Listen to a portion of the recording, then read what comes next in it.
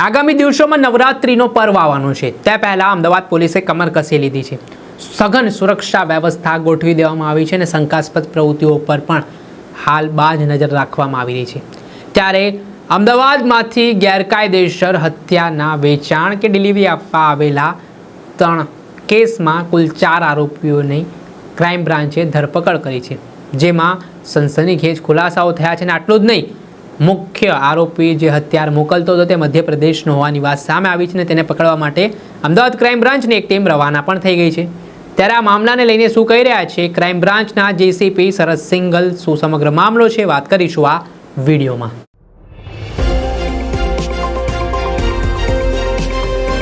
નમસ્કાર દર્શક મિત્રો, સ્કાયનેટ મીડિયામાં આપનું સ્વાગત છે। હું છું ફૈઝાન। અમદાવાદ ક્રાઇમ બ્રાન્ચ દ્વારા હાલ આ દિવસોમાં સઘન સુરક્ષા વ્યવસ્થા અને ગેરકાયદેસર પ્રવૃત્તિ હોય, શંકાસ્પદ પ્રવૃત્તિ હોય તેની સામે બાજ નજર રાખવામાં આવી રહી છે। કોઈપણ પ્રકારે કોઈ અનિચ્છનીય બનાવ ન બને તેની પણ તકેદારી રાખવામાં આવી રહી છે। ત્યારે અમદાવાદ ક્રાઇમ બ્રાન્ચના અધિકારીને બાતમી મળે છે કે કેટલાક લોકો અમદાવાદ શહેરમાં ગેરકાયદેસર રીતે હથિયારો ઘુસાડી રહ્યા છે। આ બાતમીના આધારે ક્રાઇમ બ્રાન્ચની ટીમ વોચમાં ગોઠવાઈ જાય છે અને ત્યારબાદ જે શંકાસ્પદ વાહનોમાં આરોપીઓ હથિયાર લાવતા હતા તે હથિયાર સાથે આરોપીઓની ધરપકડ કરવામાં આવે છે, જેમાં અમદાવાદ ક્રાઇમ બ્રાન્ચને 39 જેટલી કારતૂસ, 8 જેટલી પિસ્તોલ મળી આવી છે, જેમાં 3 અલગ અલગ કેસ કરવામાં આવ્યા છે। જેમાં પહેલા કેસની વાત કરીએ તો બનાસકાંઠાના જે 2 આરોપી છે, જેમાંનું નામ છે કિશોર કુમાર ઉર્ફે કે વિક્રમ કુમાર માળી, જે મૂળ બનાસકાંઠાના રહેવાસી છે। તેઓ 6 પિસ્તોલ, 24 કારતૂસ સાથે ઝડપાયા છે। જો કે આ મામલાને લઈને તેમની સઘન પૂછપરછ કરવામાં આવી રહી છે ને સઘન પૂછપરછ દરમિયાન એવી વાત સામે આવી છે જે મધ્યપ્રદેશનો મુખ્ય આરોપી છે, જેનું નામ છે માનસી સકલીગર, તેના દ્વારા આ હથિયારનો વેપલો છે તે મોકલવામાં આવ્યો હતો। જો કે આ મામલાને લઈને હવે અમદાવાદ ક્રાઇમ બ્રાન્ચની ટીમ આ મુખ્ય આરોપી સુધી પહોંચવા માટે મધ્યપ્રદેશ નીકળી ચૂકી છે। અને જે બીજો કેસ સામે આવ્યો છે તેમાં પણ હથિયાર સાથે એક પિસ્તોલ સાથે આરોપી ઝડપાયો છે, જેનું નામ છે જગદીશ લાલ ઉર્ફે કે તે 1 પિસ્તોલ અને 4 આસપાસ કારતૂસ સાથે પકડાયા હોવાની વાત કહેવાઈ રહી છે। આ મામલામાં પણ તેના તાર મધ્યપ્રદેશનો જે મુખ્ય આરોપી છે માનસી સકલીગર તેની સાથે જોડાયેલા હોવાની વાત કહેવાઈ રહી છે। જ્યારે અન્ય જે ત્રીજા કેસમાં આરોપી છે, જેનું નામ છે અમીન રફીક મેમણ, જે સરખેજનો રહેવાસી હોવાની વાત સામે આવી છે અને હાલ આ મામલાને લઈ તપાસ કરવામાં આવી છે। તેની પાસેથી પણ 1 પિસ્તોલ મળી આવી છે। જો કે આ લાઈનો એકબીજાથી કનેક્ટ છે કે શું, તે મામલામાં પણ ક્રાઇમ બ્રાન્ચ તપાસ કરી રહી છે, પરંતુ શું તેમનો પ્લાનિંગ હતો, શું આશયથી તેઓ હથિયાર અહીંયા લાવ્યા હતા, શું તેઓ હથિયારનું વેચાણ કરે છે, ડિલિવરી કરવા માટે આવ્યા હતા, તેવા તમામ પ્રકારના સવાલો હાલ ઉઠી રહ્યા છે। ત્યારે આને લઈને અમદાવાદ ક્રાઇમ બ્રાન્ચના જેસીપી શરદ સિંઘલે શું નિવેદન આપ્યું છે તે સાંભળી લો। અમદાવાદ ક્રાઇમ બ્રાન્ચ સીપી સાહેબની સૂચના મુજબ ગરબાની પહેલા વિશેષ ચેકિંગ કરી રહી છે અને એમાં હવે માહિતી હતી અને ખાસ કરીને ડીસીપી ક્રાઇમ હરીશ રાજન અને એની ટીમો દ્વારા અલગ અલગ એરિયામાં માહિતી મેળવવામાં આવતા હતા અને ગઈકાલે આ માહિતીને અનુસંધાને 3 અલગ અલગ હથિયાર ધારાનો કેસ કરવામાં ક્રાઇમ બ્રાન્ચને સફળતા મળી છે।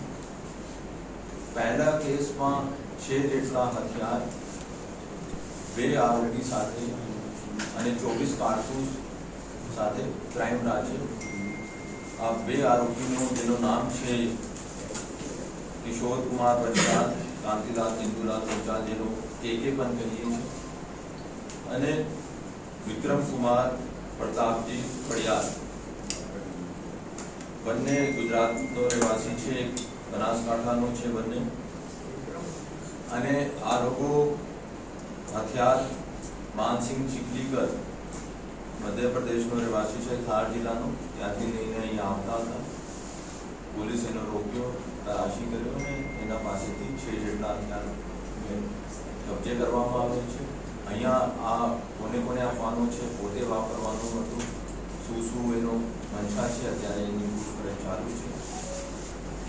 બીજા કેસ માં પણ આરોપી જગદીશ લાલ ઉર્ફે કે છે, એના પાસેથી પણ 1 પિસ્તોલ, 12 કારતૂસ નગ કબજે કરવામાં ક્રાઇમ બ્રાન્ચે સફળતા મેળવી છે. અને ત્રીજો કેસ છે એમાં રહેવાસી છે આમીન રફીકભાઈ મેમન, જો સરખેજનો રહેવાસી છે, એના પાસેથી પણ એક પિસ્તોલ અને 3 લાઈવ કારતૂસ મેળવવામાં સફળતા મળી. અત્યારે આ ટેકનિકલ એનાલિસિસ ચાલુ છે. આ લોકો અહીંયા કોને કોને સંપર્કમાં હતો અને એનો શું પ્લાન હતો. ભૂતકાળ જોઈએ તો કિશોર કેને વિરુદ્ધમાં 4 ગુના છે, કે પંચાલ અને વિરુદ્ધમાં 12 ગુના છે, અને વિક્રમ કુમારને વિરુદ્ધમાં 3 ગુના છે, જગદીશ કુમારને વિરુદ્ધમાં 2 છે, અને અમીન રફીક મેમનને વિરુદ્ધમાં 3 ગુના છે. ગુનાહિત ઇતિહાસ ધરાવતા માણસો છે. લૂંટ અને આ ધાડમાં પહેલા પણ વોન્ટેડ પણ છે.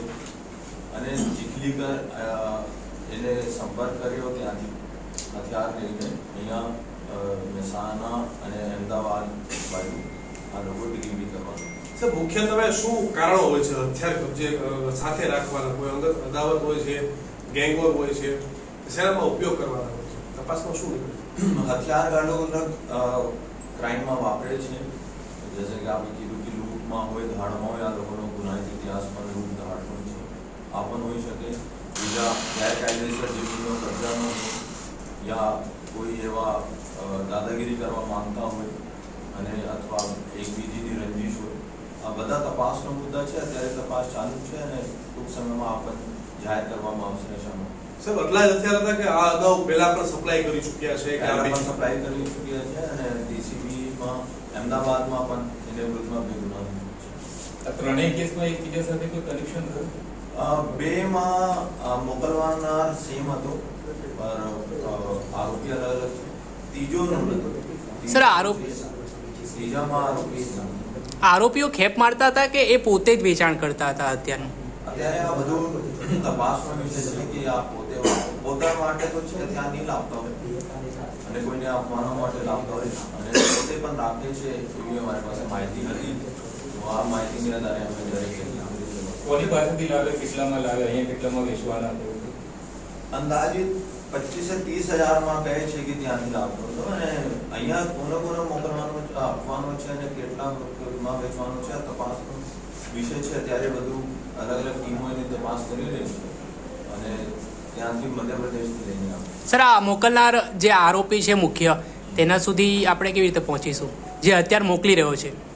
એને અમારી પાસે એની ઘણી બધી ડિટેલ્સ છે. અમારી ટીમ પણ મધ્યપ્રદેશ રવાના થઈ ગઈ છે, અને મધ્યપ્રદેશ પોલીસનો પણ અમે સંપર્ક કર્યા છે, અને ટૂંક સમયમાં આપણને આરોપીઓને સાહેબ, એવો એક બનાવ સામે આવ્યો છે કે આ ગેંગના જે લોકો છે અલગ અલગ કેસના, એમાં કોઈ જમીન ખાલી કરાવવાના હોય, કે કોઈ પણ જગ્યાએ લૂંટ કરવાના હોય, કે ધાડ કરવાનો હોય, એવું કે પૂછપરછમાં સામે આવ્યું છે કે અહીંયા કરવાના હતા કે જવાના હતા?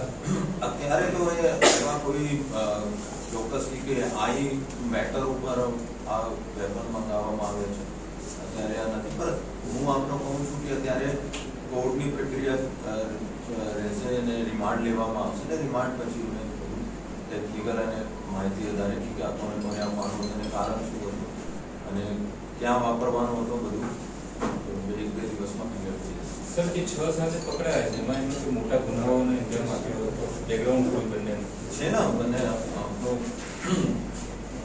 જો આરોપી કિશોર કુમાર કે પંચાલ છે, આ 394નો બનાસકાંઠાના ધાનેરામાં પકડાયા હતા. પછી મોટા ગુનામાં સાબરમતીમાં ગરફોડમાં છે.